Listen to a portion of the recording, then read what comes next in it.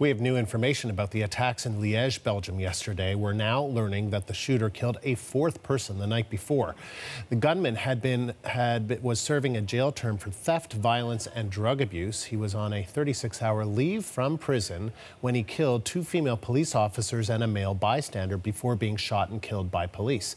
The CBC's Thomas Daigle has the latest in London.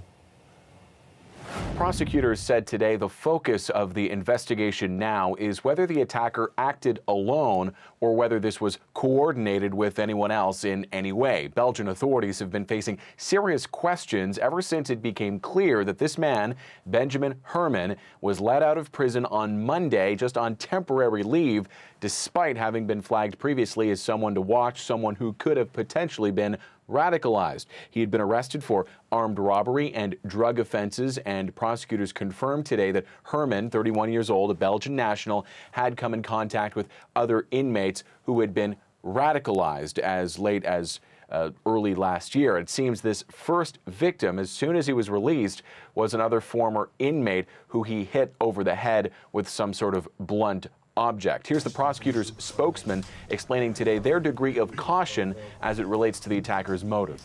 We had enough reasons to open an investigation based on terrorist acts, but we're not drawing any conclusions, of course. The investigation will show, we hope, which were exactly his motivations to commit these horrible acts. Now, as for that motive, the police chief in Liege said fairly quickly yesterday that the suspect had specifically targeted police. And keep in mind, that is a hallmark of ISIS-inspired attacks in recent years. The group once ordered its supporters to target law enforcement officers, and ISIS does usually claim responsibility if that group has reason to believe its actions inspired an attack, especially when the main suspect was killed by authorities, as is the case here. But experts who monitor ISIS propaganda have not found them claiming responsibility in this case. Authorities seem to want to make sure no one else was involved before making any further claims about what led this man